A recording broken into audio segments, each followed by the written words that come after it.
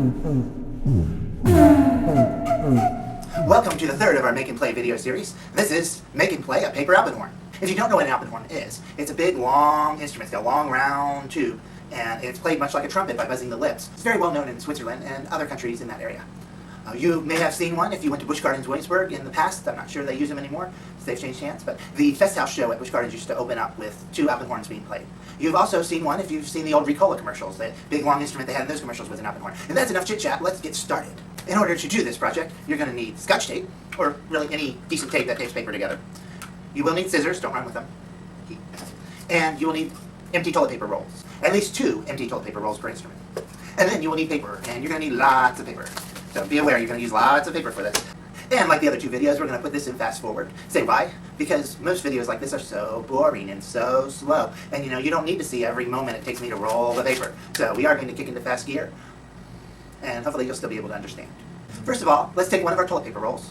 We're going to just cut straight across with our scissors so that the roll is now able to be laid out sort of flat. It won't lay out perfectly flat because it has a good bend in it.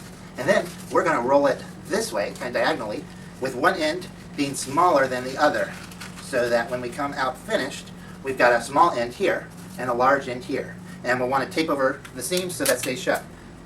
And we want to tape it really good, because we want it to be fairly airtight, at least as airtight as reasonably can with just tape.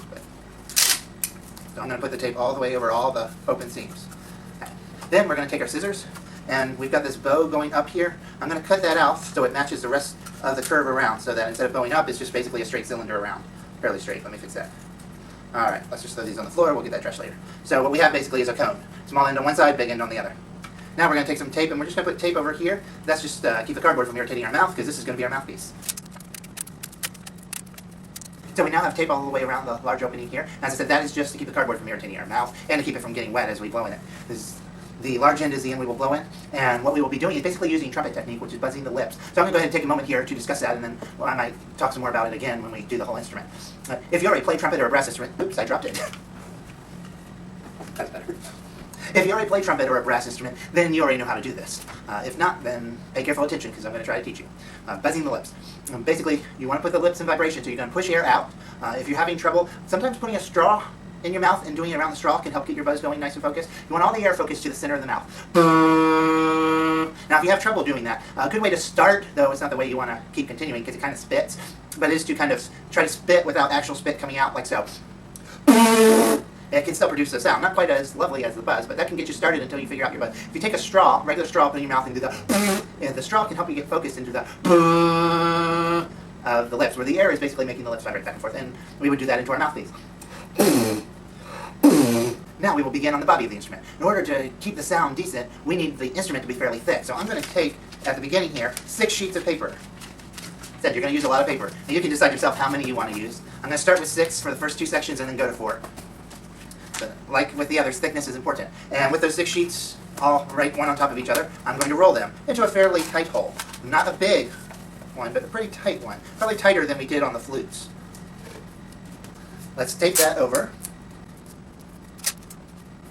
so that stays shut. And again, I'm going to tape over the seams entirely just because I want to make sure no air is leaking out.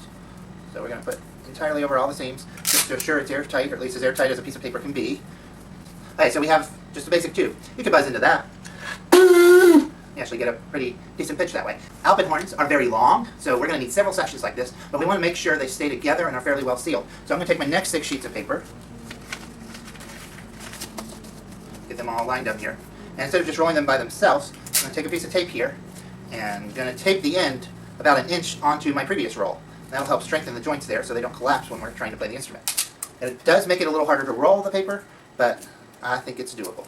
Now I'm going to roll that sheet best I can onto this sheet, trying to keep the tube about the same size. If it gets a little bigger, and it probably will, that's okay. But you don't want it to get a lot bigger. You want to avoid that. A little bigger is okay. Alright, get those rolled on, tape them shut.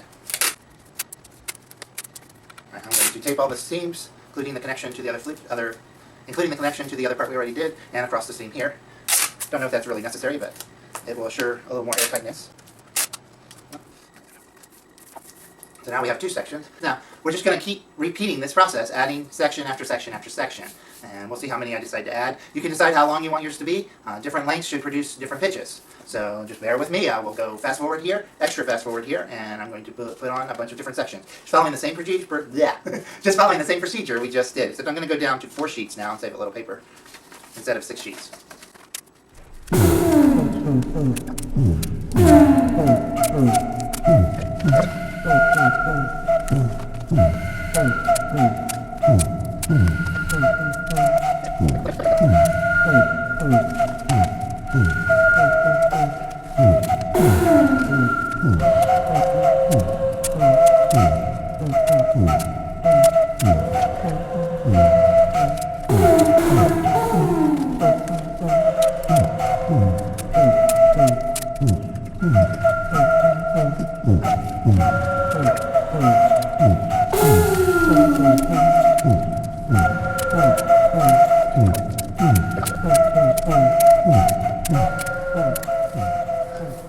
So now we're ready to make the bell, the bottom of the instrument. So take a cardboard tube, once again cut it in half, straight down the middle, not really in half, but so that it opens up. And we're going to roll very similar to this, but we're going to make it a much wider roll. Substantial hole at the bottom, really big hole at the top. As you can see, it doesn't even wrap all the way around. We'll fix that.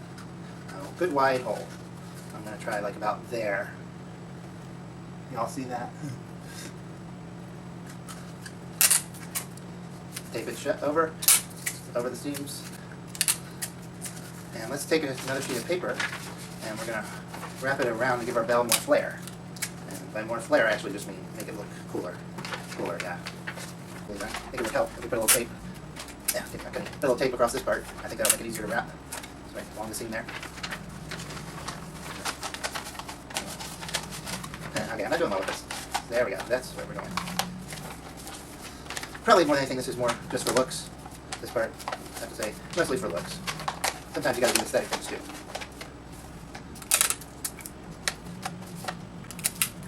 And we're gonna tape over the seams, like always. Tape does not want to cut. There we go.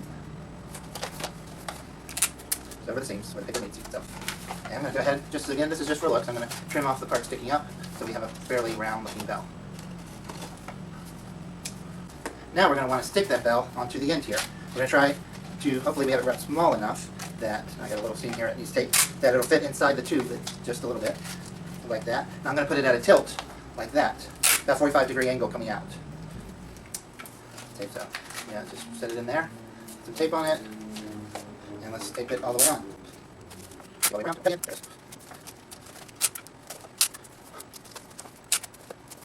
By the way, if you'd be interested in some musical t-shirts like the Wacky Musician shirt here, and we have several others, they don't all say the Wacky Musician. In fact, only this one I think says the Wacky Musician. You can visit our Wacky Musician Cafe Press Shop. The link is in the description below. Hopefully I'll put it right at the top. That's our advertisement. Now back to our show. So we've taped it on, so it looks like this. I don't know if I can fit the whole thing in here, the camera here, but basically it's like that. That's our paper Alpenhorn. Take our mouthpiece, stick it in the top. You can kind of wedge it in if you want, or you can wrap some tape around and put it in that way. Let me see if I can move the camera back far enough so you can actually see the whole instrument. And then we buzz our lips again. We need actually a pretty slow buzz, and lots of air. Let's try it.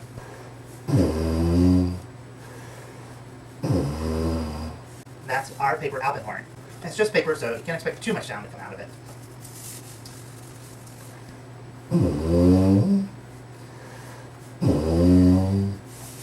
And that is the paper Alpenhorn. Hope you had fun, and we'll see you next time on Make and Play series.